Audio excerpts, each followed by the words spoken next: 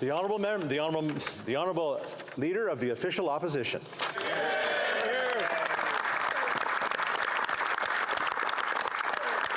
I'll be splitting with the member for Peterborough-Kawartha. A Canadian is a Canadian is a Canadian. Those were the words of the Prime Minister, and that is the principle of my motion today.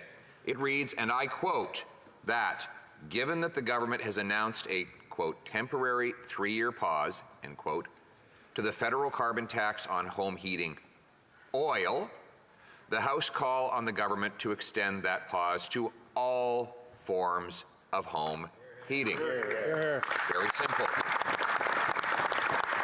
And how do you argue with it? If the Prime Minister has now caved on the carbon tax for those heating with oil, then he ought to be intellectually consistent and do it for all forms of heating, for all Canadians. Now, we know that the Prime Minister has decided to create 2 classes of citizens. He is under pressure and under duress decided to pause the carbon tax on home heat until after the election, at which point he intends to quadruple it. But in the meantime, there will be this temporary carve-out. Asked why there was a double standard and why this carve-out applied only to about 3% of households, the Minister of Rural Affairs said that other Canadians could have had the break too, but they didn't elect enough Liberals. In addition to that being a bloody-minded divide and conquer approach to politics, it's actually inaccurate because many did elect Liberal MPs and are still forced to pay the tax on the heat. These are people in Liberal-held ridings who will be excluded and will be forced to pay the higher tax on the heat as the temperatures goes down and the heat and the snow starts to fall. Are these citizens less Canadian than those that are getting the pause? Is the malnourished senior in the Liberal riding of Sudbury who heats with gas any less Canadian than those who get the pause? Is the single mom in the Liberal ridings of Thunder Bay any less Canadian as she is forced by the Prime Minister's tax to skip meals so her kids don't have to? Is the welder in North Bay any less Canadian as he cannot gas up his truck to go visit his dying relatives in other parts of the province any less Canadian? Of course not. But the Prime Minister thinks they are. And once again, we see his divide to distract strategy. You see, he thinks that if you are afraid of your fellow Canadian, you might forget that you can't afford to gas your car or heat your home. We have seen this divide and conquer strategy of the Prime Minister over many years. We saw how he called small businesses tax cheats. We saw how he called anyone who disagreed with him a small fringe minority, even though he later had to apologize for those comments.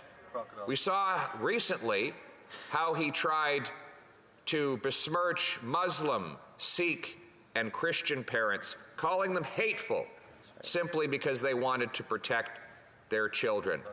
We see again and again how the Prime Minister tries to demonize hunters, calling them American, saying that people who live in Cape Breton and hunt or live in northern Canada and hunt for sustenance are the reason we have record gang shootings in downtown Toronto.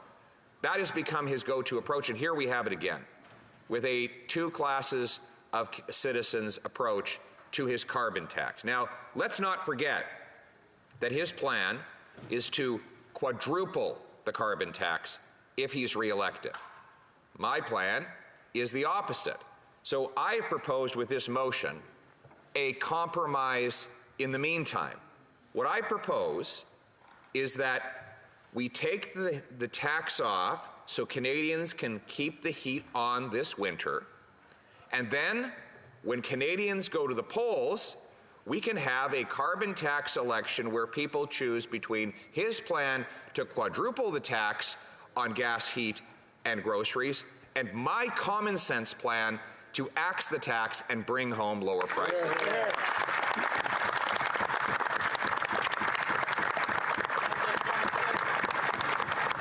Now, the Prime Minister, in his desperate divide and by the way, it's not just divide. Yesterday, he wouldn't even show up and defend this approach in the House. He was in Ottawa. He was in the building, and he would not answer questions.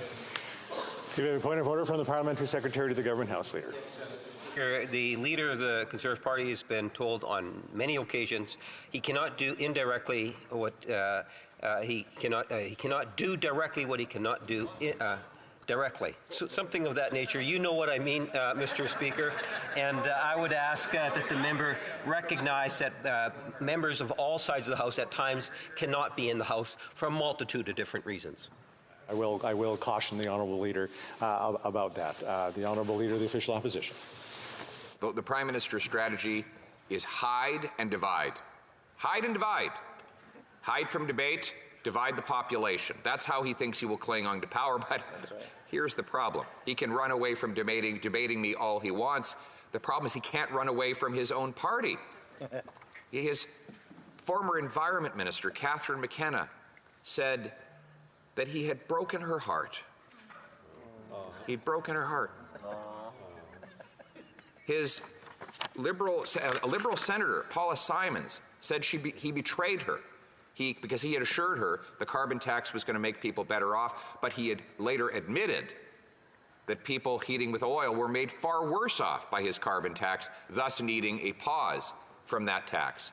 And Liberal Senator Percy Down wrote a spectacular piece just yesterday where he said the opportunity for the Conservative leader to form government was created by a lack of fiscal responsibility in the Liberal government, and the damage it caused our economy is now showing up in the opinion polls.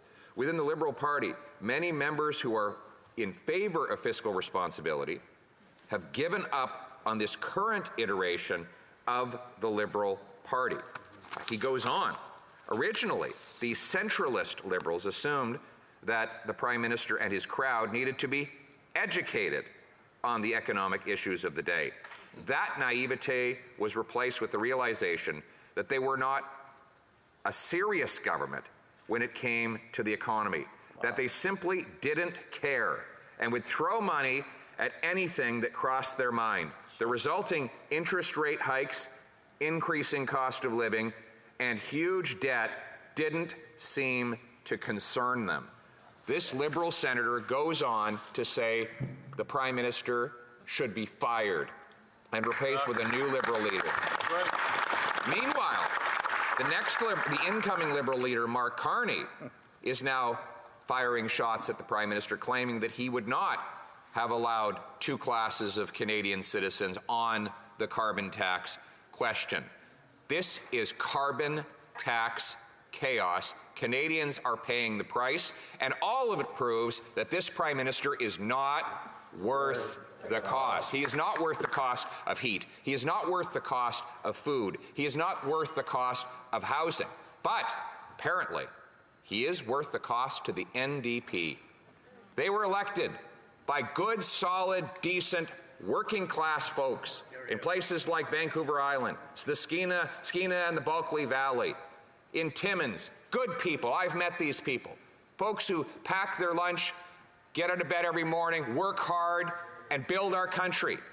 But they are betrayed by the NDP, who now work for the Prime Minister, who've sold out the working class rural people of this country who were the foundation of that party. Shameful. And now they have a decision. The NDP leader says he disagrees with the dual class citizenship approach of the Prime Minister on the carbon tax. I'm giving him a chance to prove it. We have a motion before the House that simply says, let's give everyone the same tax-free heat this winter. The NDP leader has already stated that he agrees with that point of view, but he has to check with his boss, the leader of the Liberal Party, the Prime Minister of Canada. Well, everyday people in Timmins, in Kapuskasing, in Smithers, British Columbia, and in countless other NDP communities will be watching on Monday to find out whether the NDP leader votes for them or the Prime Minister. And if he doesn't vote for the people he represents, why should they vote for him in the next election? The good news is that Conservatives do not work for this Prime Minister. We work for the common people. The common sense of the common people united for our common home. Your home, my home, our home. Let's bring it home. Questions and comments? The Honourable Parliamentary Secretary to the Government House Leader. I'm embarrassed. Well, thank you, Mr. Speaker. You know, it's interesting hearing the leader of the Conservative Party, and you know, one could ultimately say he's taken a bit of a flip-flop, because it wasn't that long ago when he himself actually voted, when the NDP brought forward a motion to remove the GST on home heating. One would think, based on everything that he's been blabbing about for the last week or so, Mr. Speaker, that the Conservatives would have voted in favor of getting rid of the GST on the home heating. Canadians would be surprised to find out that he did not. October 2022. Now he looks to his colleagues. Did I really? He looks confused right yes, now. Mr. Speaker, he really did vote against an amendment that would have removed the GST on home heating oil. My question to the member is why the change? Why the change? I think it's a fair assessment. I agreed with him. You know, I too did vote against it, but I'm curious as to why did the leader of the Conservative Party flip-flop on this issue? No, Honourable Leader of the Official Opposition. We would take all taxes off home heat, Mr. Speaker. That's our view. The Conservatives, in fact, the NDP did copycat our 2019 election platform commitment to take the GST off home heat. That is true. But then they flip-flopped. And the NDP is now working for the Prime Minister. They've sold out the people in Kitimat. They sold out the people in Penticton. They sold out the hard-working miners and loggers in Timmins, and instead decided that they would work for the Prime Minister of Canada, that they would speak for the Prime Minister in those communities rather than speaking for those communities to the Prime Minister. Conservatives are the exact opposite, and that is why we call for a consistent one Canada approach. A Canadian is a Canadian is a Canadian, and we would take the tax off and keep the heat on for all Canadians everywhere, always.